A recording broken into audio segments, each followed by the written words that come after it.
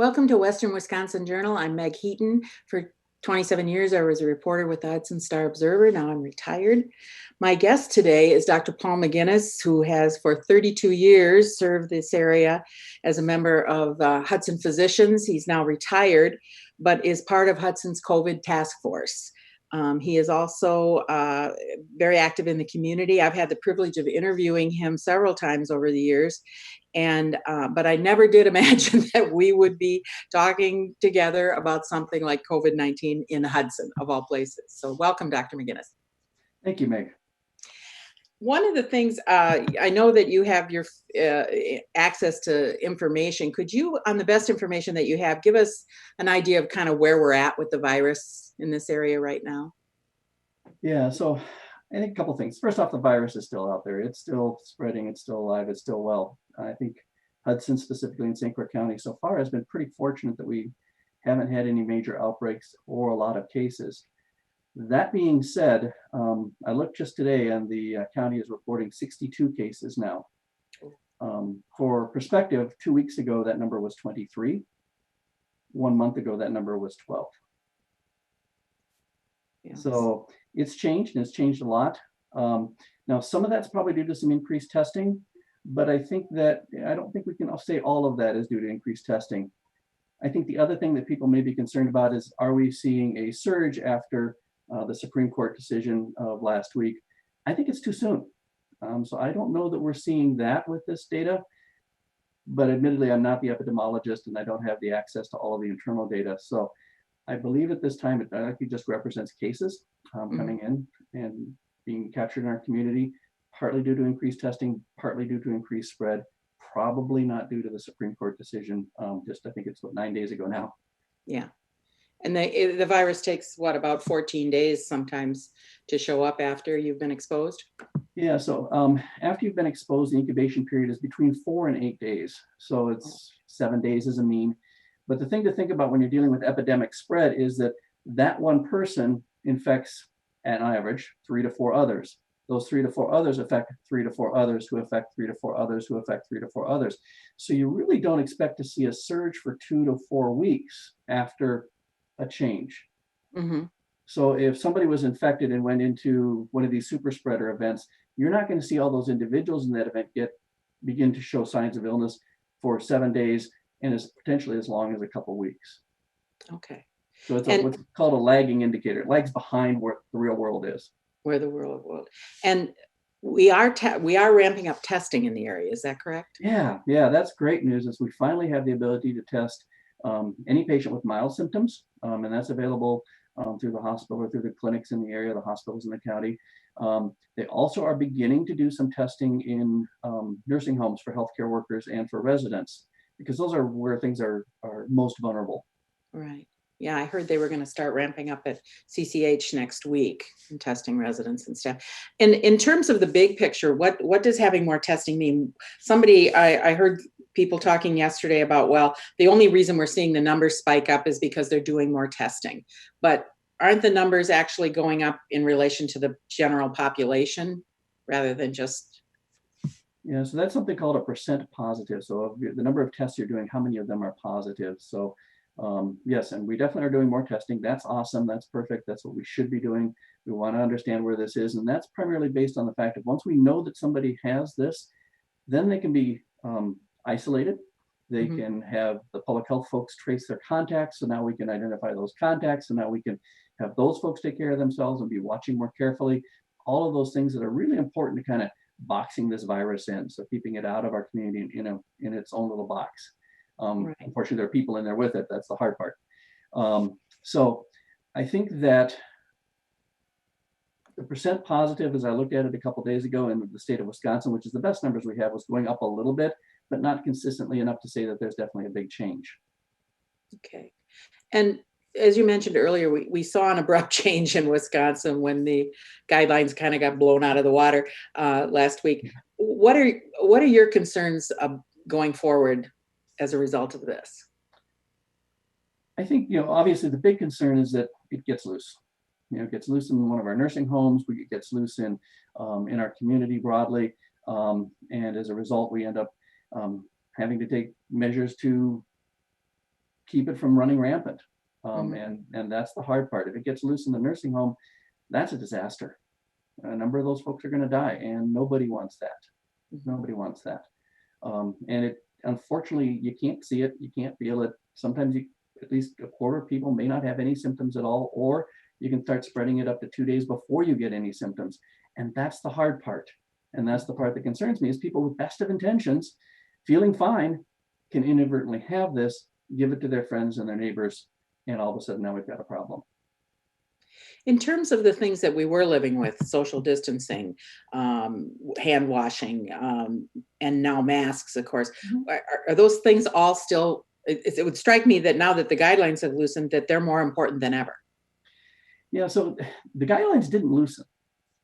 What Oh changed no, was you're right. they weren't able to enforce any of the guidelines, and that Right. was the big change. The guidelines are still there. Yeah. The reopening pieces are still there, although that plan is, I think, kind of been shelved at this point, as best I can see. Mhm. Um, but long, because everything, people are allowed to make their own decisions, and a lot of businesses are working really hard to follow the guidelines that the Wisconsin Economic Development Corporation put out, working with a bunch of folks, and that's excellent. So I think that's the important piece of the puzzle is continuing to do all those things. So at the end of the day, hand washing is the most important thing. That's important whether you're a doc in a clinic or a nurse in a clinic, or whether you're out in the community, or whether you're a teacher, or whether your kids are coming home from school, or anything before this whole virus thing. The hand washing was really important to prevent the spread of diseases through our community. So that's the first thing. If you wash your hands at least 10 times a day, you cut down the risk of transmission of any disease by a fairly remarkable amount. If you don't have the hand washing, soap and water, then hand sanitizer works too. It's not as good, but it works. Um, the physical distancing, so socially together, physically apart is the way I like to think about it. Mhm. But the physical distancing makes a difference. We know that this is a droplet transmission, so it's spread from person to person by coughing, by sneezing, by loud talking, by singing seems to be part of the issue. Recently, reports are coming out it's less likely to be spread on surfaces. So, yay, my groceries are a little safer than I had thought. Coming in contact with some surfaces, even inadvertently, a little less likely to be of a risk. But the problem is if you get a little bit on your hands and then you touch your face and you haven't washed them, then your transmission is higher. So long story short, so that hand washing, the physical distancing, there's a lot of conversation around the masks. At the end of the day, they do make a difference. And they don't make it. Masks that are available in the community, the surgical masks, the cloth masks, those protect you from me if I'm wearing the mask and I have this thing and don't know it. Mhm. Um, if you have that N95 mask, that protects me from you. So that's good to protect me, but the others just aren't quite good enough. They help a little bit, but Mhm. they're not as good. So there's some experts that think if we had 60% of the people in the community wearing a mask and the mask was 60% effective, which the better mask, two-ply cotton, mask that people make, um, that will pretty much, slow the transmission of the virus down in the community to the point where it can be easily dealt with or can be dealt with. And Mhm. so that would be one of my pleas is all of those things, hand washing, the physical distancing, using those masks when you're out in public. And I know a lot of people have strong opinions about those, but at the end of the day, they work, they make a difference. Okay. When we were talking before, you talked about this notion of how you kind of think of it in terms of creating a bubble and Yeah, what goes on inside your bubble and when it intersects with others. Can you elaborate a little bit on that? sure. So this is one of the ways I've learned to best conceptualize this. So I think about it in a way that is easy and for my family and those that I talk to. So I think of my house and my property and my family as my bubble. People who live with me, who I'm together with all the time, they're in my bubble. So we act as a unit. So if one of us gets infected, there's a pretty reasonable chance a number of us will get infected. Mhm. Um, by the same token, it helps me understand about infectivity and how things might move into my bubble. So I try and keep my bubble inside. It's fine. I don't wear a mask. I don't wear a mask in my house. Those kinds of things that wouldn't make any sense. Um, my inside of my vehicle is a bubble. Um, People that I have to interact with on a routine and regular basis frequently are in my bubble. And so that's how I think about it. So, for instance, if I'm in my car and I go out in public, I put my mask on because I want to protect people just in case my bubble became infected. If I enter someone else's bubble, I have to be careful about how I deal with that. I make sure before I re-enter my bubble that I'm washing my hands and cleaning my hands. So the back sink where we come in from the garage, that gets used all the time. And I'll forget and walk right by it, and then I have to turn around and go back and wash my hands. Um, Same thing's true if I pick up groceries or somebody drops them off. First thing I do when I get back inside, wash my hands really well. And so I think about the mask also as being part of that. I think about the car. So when I get out of my car, I'll use some hand sanitizer and stick it right above the door where I get back into the car. And that way, when I'm about to get back into the car, it's a reminder for me, stick some on, scrub up my hands, get back inside the bubble that represents my car, take my mask off, I'm good to go. And then when you had mentioned earlier too, that sometimes, if people's bubbles intersect with one another, Yeah. right? Yeah, so I think about this, for instance, if say a family member were to stop over, now all of a sudden my bubble and their bubble have intersected. So now we're really kind of all that one bubble, especially if it's for any length of time. And so it's really important to begin to think about that. So if I'm going to get together with somebody, I want to think a little bit about, okay, is this somebody who's really taking precautions and care and trying to do their best? Or is it somebody who may be at a much higher risk, or are they in a risky situation? So if I have somebody who's, say, a healthcare worker in a nursing home, I'm going to look at their risk much differently and be much more cautious. Mm-hmm. In terms of one of the other things that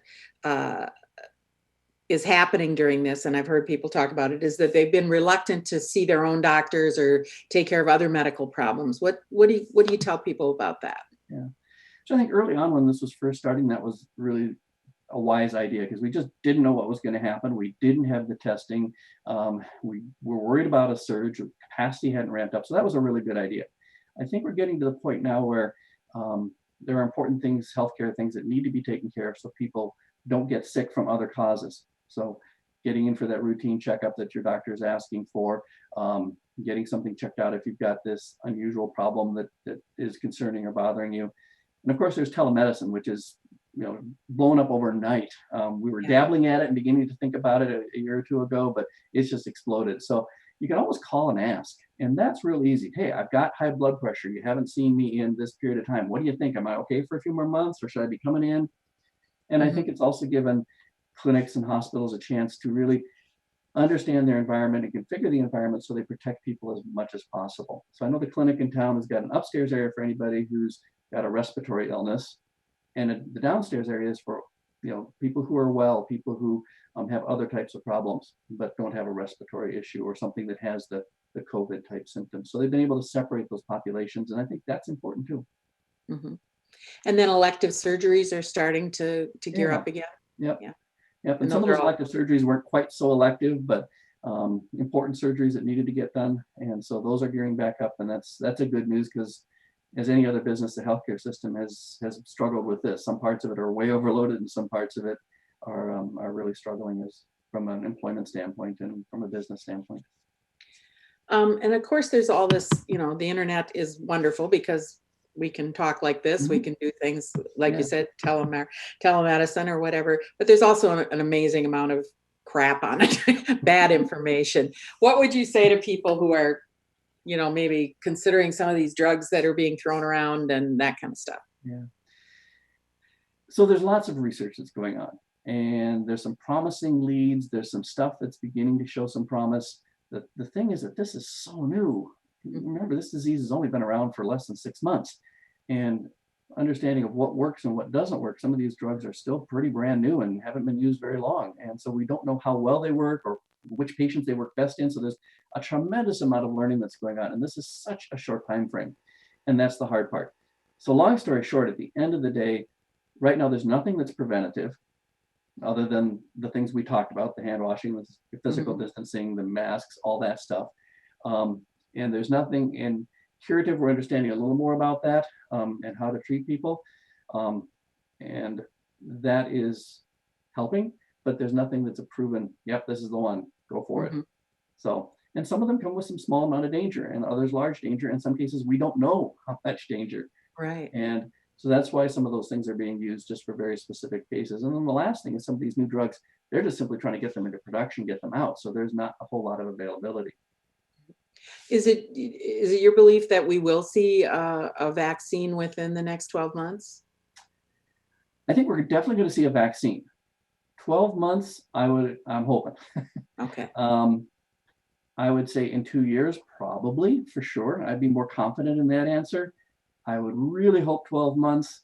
It just takes time to get it through understanding if it works and Mhm. if it's safe. Well, actually, it should be the other way around. If it's safe and if it works.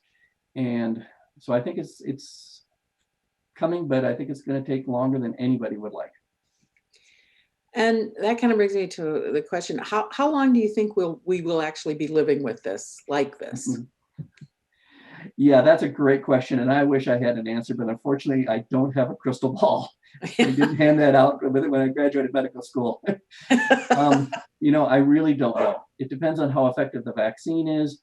It really depends on what pattern this virus takes into. There's some real concern by folks that it could really crash back down on us next winter, Mhm. but we don't know that. But it certainly is a risk. And there's some really sharp people that are saying that, and people that I trust a lot. And so at this point, we just don't know. At the end of the day, the really way to treat this virus right now are those things I talked about. And that's the hard thing, is that we kind of have to keep going. Somebody on one of my calls coined the phrase, this is a marathon, not a sprint. And that's really the truth. We're out of the starting gate. We've made it through the first 6 miles, but there's still 20 left to go. And so we got to hang in there. We got to keep the pace. We got to keep figuring out how to live our lives, how to get the economy up and going again in a safe fashion, how to support our local businesses, but also how to keep everybody safe. Yeah, and it's hard to believe that in this day of all this technology, that those are the low-tech solutions that will actually make an impact. They work, and they've worked for every disease, even if we have high-tech stuff. If you go to heart disease, what works? Diet, exercise, low tech. Low tech would save you tons of money. It works. Did you ever think that you would see this in your career? Oh, we've had inklings of stuff like this occasionally. I remember there was a time, I want to say early 2000s, when we had a whooping cough outbreak in Hudson. I don't know if you remember that one. Yeah, We that's ended right. up closing down bus routes. They ended up closing down classrooms in schools. There were lots of kids that were sick, so we've had that. We've dealt with the flu, and we've got a vaccine, and we've got a treatment for that, and it still gets loose and still causes us problems and still costs people their lives. Some of it unnecessarily, and some of it just plain old bad luck. They got the vaccine and it just wasn't enough. But something to this extent, no, no. I mean, we've had the scares of MERS and SARS. I remember those things. And I remember we reconfigured some stuff at the clinic to look for people who had traveled or had certain illnesses. Mhm. I remember the AIDS epidemic. I graduated medical school during that one. That was pretty scary, especially being a healthcare provider. That's when all the trying to avoid poking yourself with needles and those types of things came into play. So, but What do nothing you like think? this. Obviously, healthcare workers have become the heroes of all of this. When you think of all the years you've worked with nurses and other doctors and health professionals and everyone at the hospital and the clinic, what are your thoughts about them through all this? In many ways, they really are heroes, because they put their lives on the front lines. When you walk into that room with a patient with COVID, you're taking a risk, even with all the protection stuff. Um, and you're putting that bubble at risk. Mhm. Whether you're going home to your family at that point and taking your scrubs off and showering and cleaning before you hug your kids, or whether you decide to stay in the basement or in the garage or other places. I think the other part of heroism for these folks is a lot of these folks have been furloughed or are working reduced hours because the routine care is just not there for good, safe reasons. Sure. And that's hard too. So some of those folks who are home now all the time, they're taking the hit along with everyone else. Yeah. Yeah. And then the people in the grocery store and the people everywhere else too that are There's a keeping. lot of frontline workers. It's not just healthcare workers. It's the people who indeed Yeah. are in the grocery store or behind the counter in the gas station, or fixing something when it breaks, or all those kinds of things that really are in that same situation, trying to make ends meet, trying to take care of their families, trying to figure out how to do it safely, scared that they're going to goof it up, all of those things, or just frustrated because they have to go through all this stuff. It's a pain. Absolutely. Do you ever think about how this might impact healthcare going forward for us? I do. So I don't think telemedicine is a genie that's going back in the bottle, just like working from home is not going to go entirely Yeah. back in the bottle. I think distance learning, they've learned a lot about what does and what doesn't work. So I think there's a lot of those things. So I think in medicine that I think an appreciation for the importance of public health, I hope is something we walk away with and that we remember long-term, because we don't know when the next one could come around. It might be 10 years, it might be 20, it might be 50, I don't know. Might be two, you know, it could be any of the above, we just don't know. You know, are we gonna have the adequate supplies and things like that in place that we, you know, didn't do or didn't have as well set up as we should have at the beginning, or that, you know, folks should have at the beginning. So I do think a lot about that. I think the old rules of thumb, the hand washing recommendations, the staying home with your, if you're sick, if you're a healthcare worker or otherwise, those things don't change. So from that standpoint, no. Yeah, good advice. And so everybody listening, that comes from Dr. McGinnis. He used to always do what he said, right? Thank you. I tried. You know, Thank you it's so hard much. because sometimes you just don't succeed. Or you forget. Yeah, that damn diet and exercise, that's a bugger. Oh. Anyway, thank you very much, Dr. McGinnis, for being with us, and stay safe. I hope your bubble keeps intact. Well, stay safe, keep Hudson safe, be well, and be kind. All right. Thank you very much. Thanks, Meg. Bye-bye. Bye-bye.